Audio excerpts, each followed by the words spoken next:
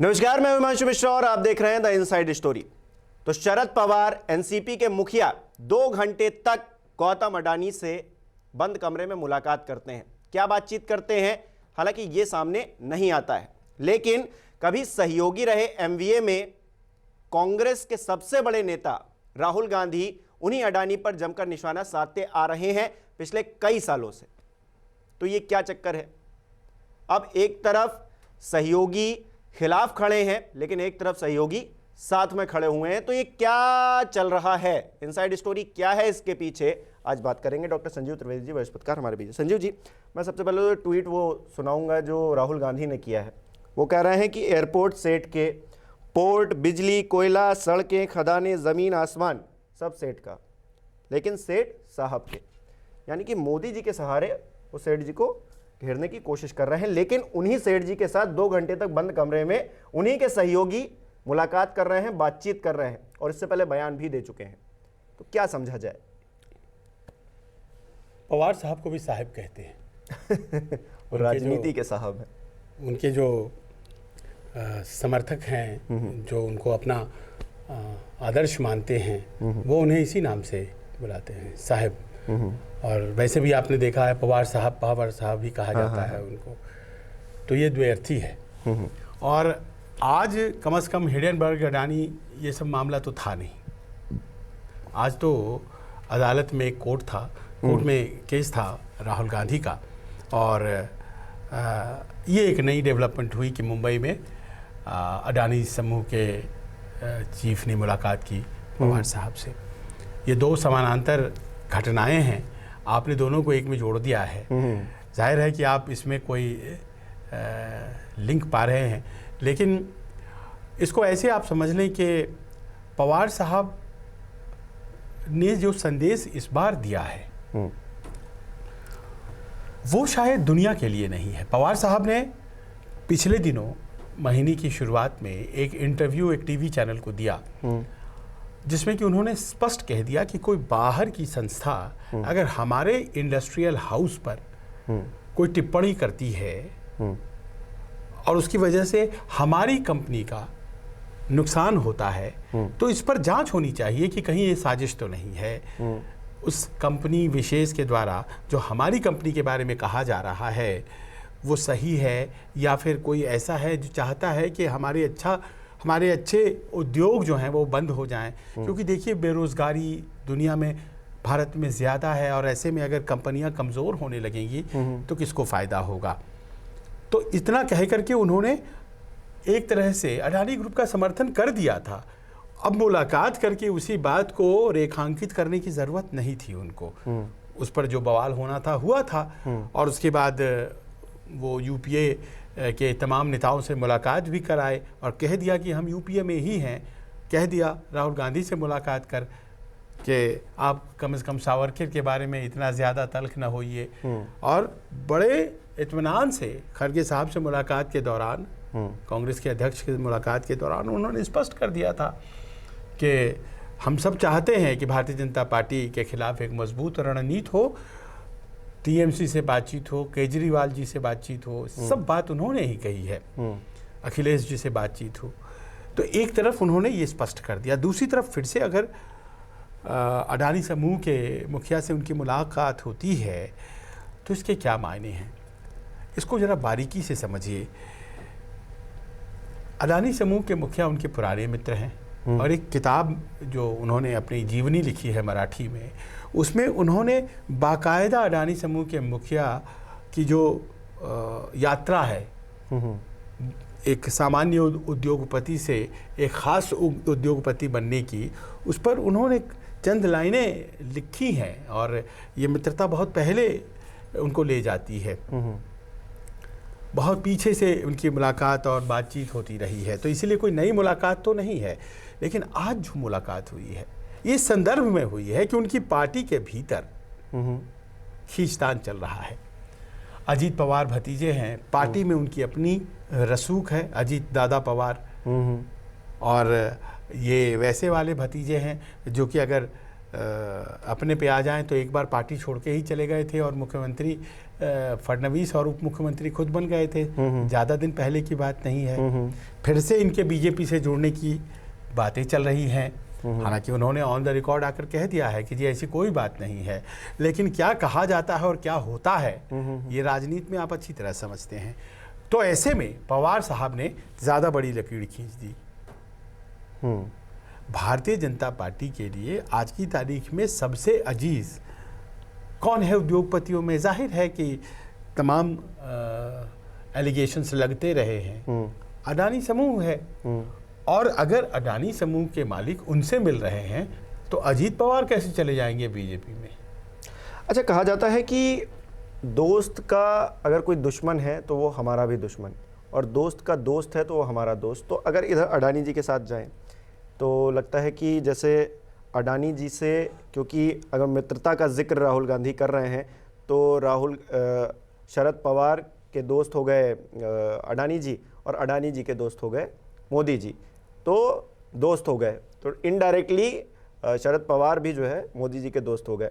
हालांकि राजनीतिक तौर पर दोनों में तलखियां हैं, सारी चीज़ें। इधर आते हैं, राहुल गांधी की बात करते हैं। अगर राहुल गांधी सियासी तौर पर किसी को दुश्मन मानते हैं तो वो बीजेपी है।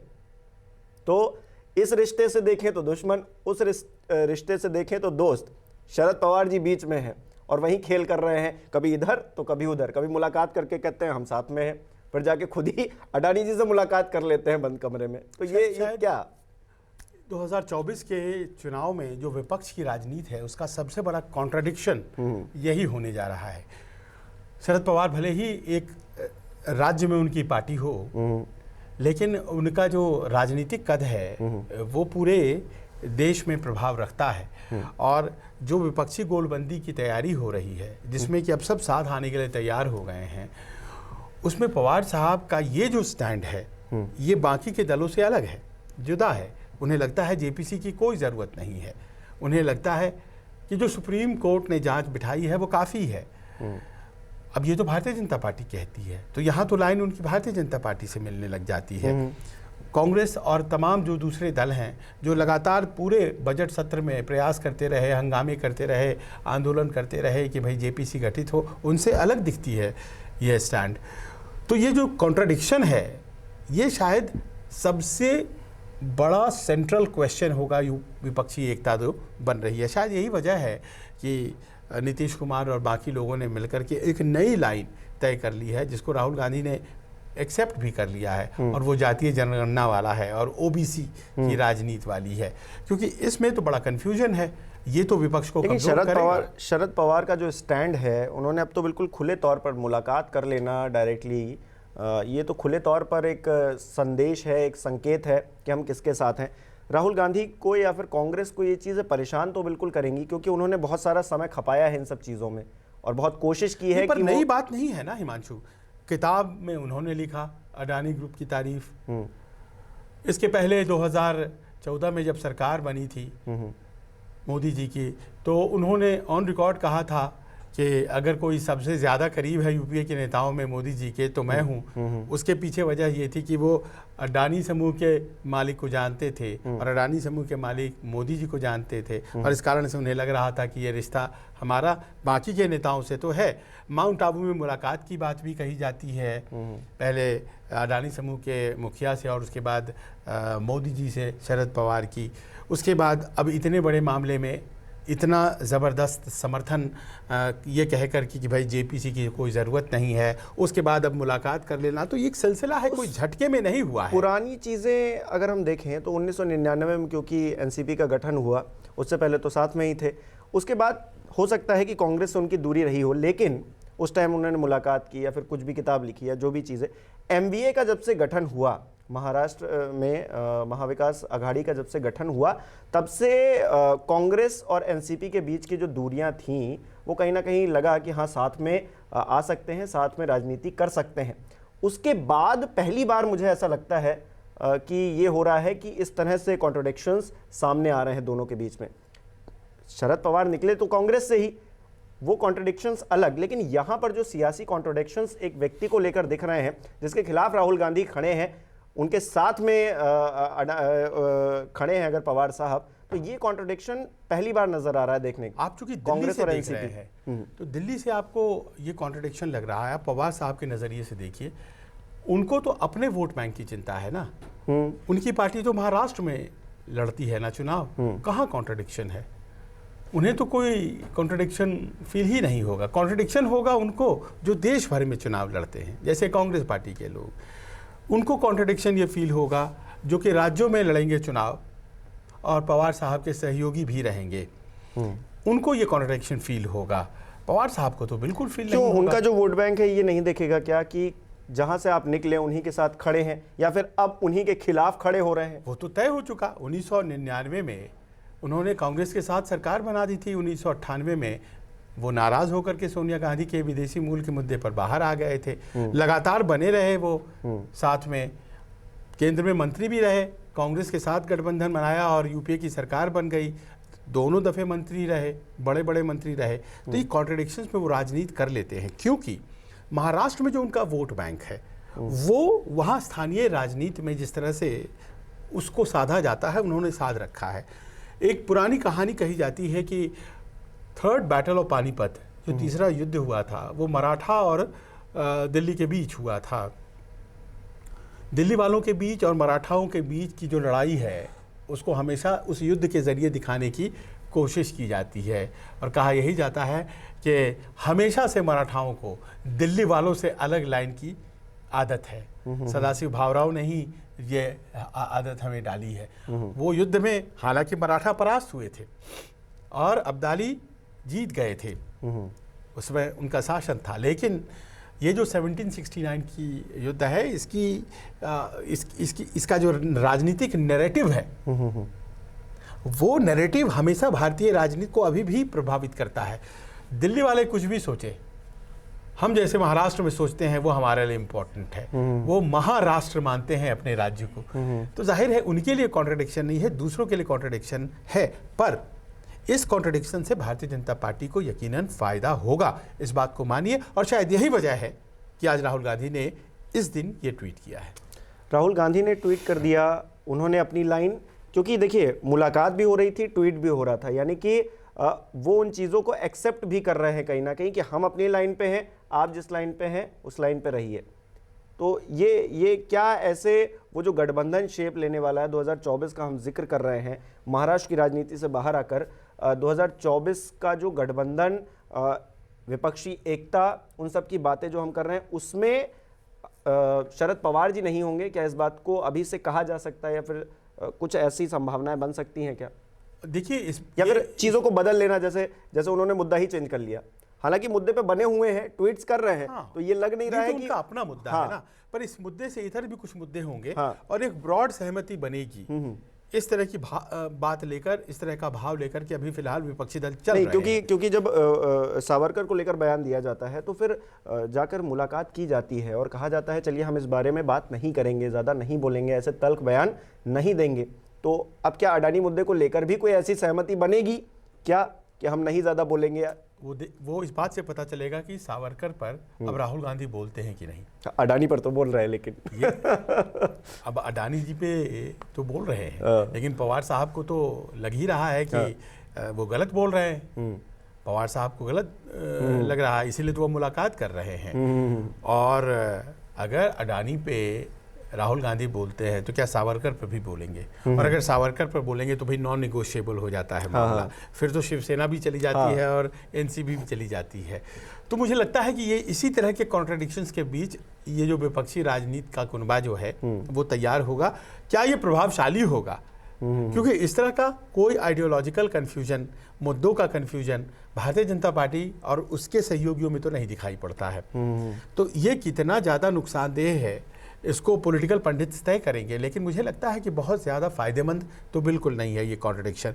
पवार साहब ऐसा क्यों कर रहे हैं? पवार साहब हवाला दे रहे हैं कि हमारे तो पुराने संबंध है, पर ये पुराने संबंध आपके नए सहयोगियों या बाकायदा पुराने जो सहयोगी रहे हैं यूपीए में उनकी राजनीति के तो आड़े आ ही रहे हैं ना।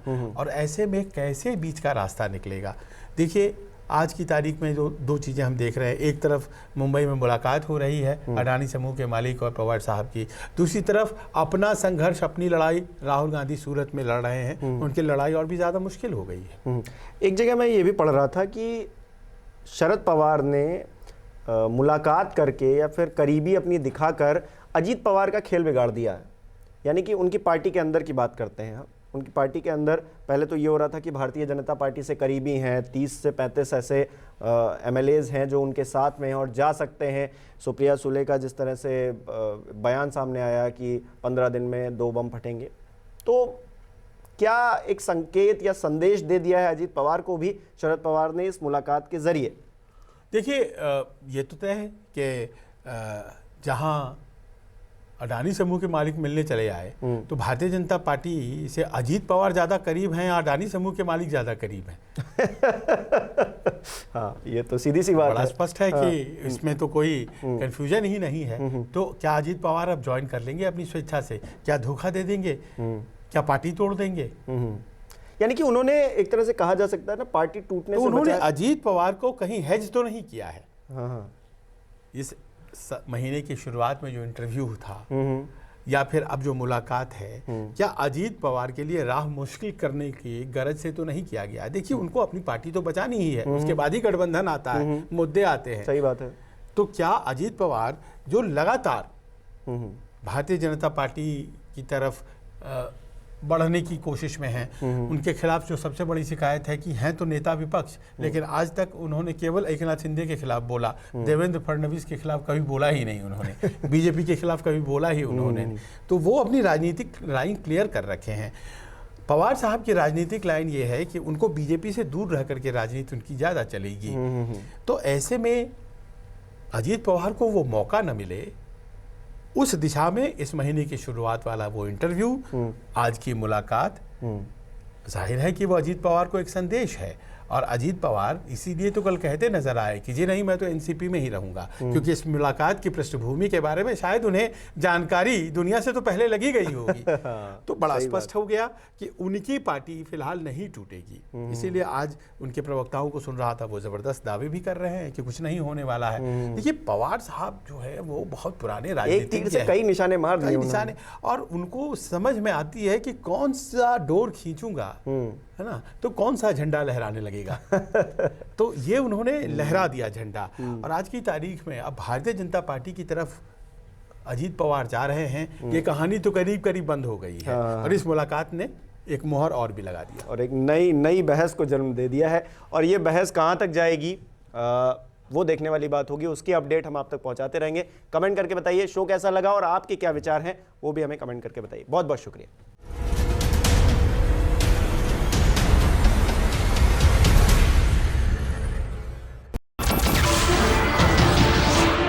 नमस्कार, मैं हूं मानक गुप्ता।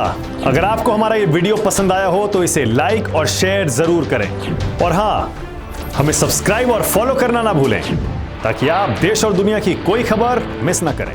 तो जुड़े रहिए हमारे साथ और देखते रहिए